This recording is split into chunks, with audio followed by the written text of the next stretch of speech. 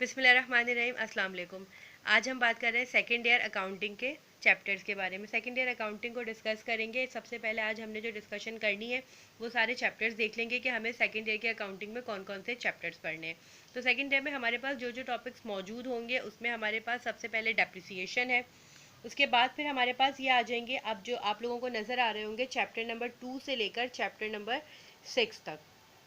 Chapter number 2 से लेकर chapter number 6 तक ये जितने भी चैप्टर्स हैं ये सब आपके पार्टनरशिप से रिलेटेड चैप्टर्स हैं।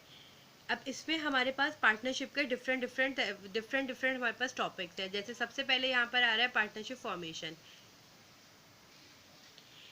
ठीक है, तो चैप्टर 2 पे सबसे पहले हमारे पास आ रहा है पार्टनरशिप फॉर्मेशन। 2 से लेकर 6 तक ये जो चैप्टर्स आपको नज़र आ रहे हैं ये सब आपके पार्टनरशिप से रिलेटेड टॉपिक्स होंगे। हमने पार्टनरशिप की फॉर्मेशन पढ़नी है, उसके बाद डिवीजन ऑफ नेट इनकम और लॉस मीन्स अगर एक पार्टनरशिप फर्म जो है वो रन कर रही है, उसके बाद उसमें प्रॉफिट या लॉस हो रहा है, उसके डिवीजन पार्टनर्स के बीच में किस तरह की जाती है उसके बारे में पढ़ेंगे। फिर और इसके अलावा ये डिफरेंट टॉपिक्स हैं, मैंने सब ऊपर नीचे करके लिखे हुए। डिसोल्यूशन हो गई, पार्टनरशिप फर्म खत्म हो गई, डिसॉल्व हो गई, एडमिशन अगर किसी नए पार्टनर का एडमिशन होता है पार्टनरशिप में, या किसी पार्टनर का कोई पार्टनर रिटायर हो जाता है। ठीक है, ये सारे टॉपिक्स हमने पढ़ने। और ये जो पार्टनरशिप वाला पार्ट है ये पूरा आप इसको एक चैप्टर नहीं कंसीडर कर सकते। आप समटाइम्स बुक में देखेंगे तो वो डिफरेंट पार्ट्स की तरह लिखा है। इसको आप अलग अलग चैप्टर ही कंसीडर करेंगे, क्योंकि एग्जाम में इन सब का एक इंडिविजुअल क्वेश्चन आता है। ऐसा नहीं होता कि सारे पार्ट्स को मिलाकर या कोई 2 या 3 पार्ट्स को मिलाकर क्वेश्चन आ रहा हो। हर पार्ट का इंडिविजुअल क्वेश्चन होता है, तो इसलिए हम सबको अलग अलग चैप्टर ही कंसीडर करेंगे। फिर उसके बाद हम आ जाते हैं अपने चैप्टर नंबर 7 पर, जो कि issues of shares and debentures. इसमें शेयर्स एंड डिबेंचर्स के बारे में बात हो जाएगी। फिर रिटेन्ड अर्निंग्स है, single entry system and accounting for non profit concern. ये तो हमने अपने टॉपिक्स देख लिए कि हमने कौन कौन से टॉपिक्स पढ़ने हैं।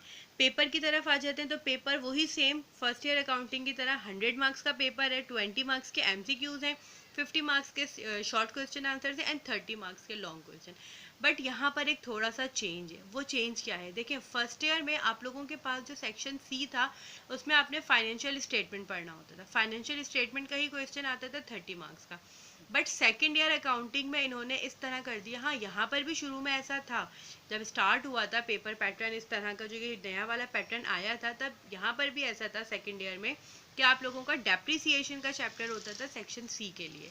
बट अब इन लोगों ने ये चेंज कर दिया है अपना ट्रेंड। अब इसमें आपको नहीं पता होता कि कौन से चैप्टर्स आपके सेक्शन B में आ जाएंगे और कौन से चैप्टर्स आपके सेक्शन C में आ जाएंगे। इवन कि ये भी आपको कंफर्म नहीं होता कि अगर आपके पास डेप्रिसिएशन का क्वेश्चन आ रहा है तो वो मस्ट आपका सेक्शन C में ही आए, हो सकता है वो सेक्शन B में भी आ जाए। तो सेकेंड ईयर में आकर एक थोड़ी सी ये चीज़ आप लोगों के लिए डिफ़िकल्ट हो जाएगी कि हमें ये नहीं पता कि हमारा सेक्शन C कौन कौन से चैप्टर्स पे डिपेंड कर रहे हैं और सेक्शन B कौन से चैप्टर्स पे। इसका मतलब क्या हुआ, इसका सिंपल मतलब ये हो गया कि हमारे पास ये जो सारे चैप्टर्स या ये कह लें जो टॉपिक्स मौजूद हैं, ये 10 टॉपिक्स, हमने ये 10 के 10 टॉपिक्स पढ़ने। तो इन 10 टॉपिक्स में से कहीं भी कुछ भी आ जाएगा, मींस शॉर्ट में भी कोई भी क्वेश्चन आ सकता है और लॉन्ग में भी कोई सा भी क्वेश्चन आ सकता है।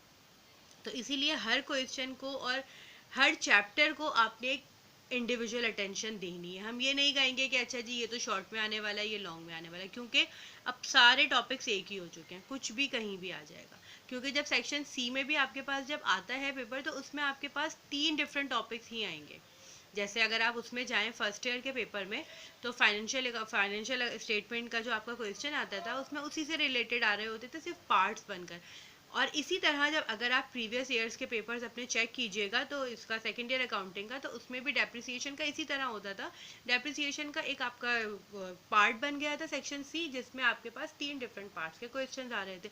बट अब इन्होंने क्या कर दिया, अब इन्होंने ये कर दिया है कि लॉन्ग एंड शॉर्ट कुछ अलग अलग नहीं है, कहीं भी कुछ भी आ जाएगा। ये पूरा एक इसका पेपर मैंने बता दिया आप लोगों को। एक तरह की आपकी कोर्स आउटलाइन हो गई है अकाउंटिंग की कि हमने बेसिकली कौन कौन से टॉपिक्स पढ़ने हैं।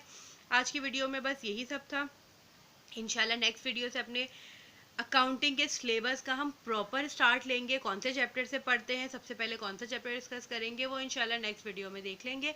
उस वक्त तक के लिए आप लोगों ने क्या करना है, आप लोगों ने सिर्फ अपना जो फर्स्ट ईयर में जो बेसिक कॉन्सेप्ट्स आप लोगों ने अकाउंटिंग के पढ़े हुए हैं, पूरी अकाउंटिंग पढ़ी है, उसको अच्छी तरीके से आपने रिवाइज करके रखना है। कॉन्सेप्ट्स आप लोगों के क्लियर होने चाहिए। जो बेसिक कॉन्सेप्ट्स हम पढ़ते हैं like rules of debit and credit हो गए, assets liabilities, proprietorship, revenue, expense, ये सब चीज़ें क्या होती है, ये सारी चीज़ें आप लोगों को बहुत अच्छी तरीके से रिवाइज करके रखनी है। बस इस वीडियो का यहीं पर एंड करते हैं। वीडियो अच्छी लगी हो तो लाइक कर दीजिएगा, अपने फ्रेंड्स के साथ शेयर कर दीजिएगा, चैनल को सब्सक्राइब कर दीजिएगा और बेल आइकन को प्रेस कर दीजिएगा। अल्लाह हाफिज़।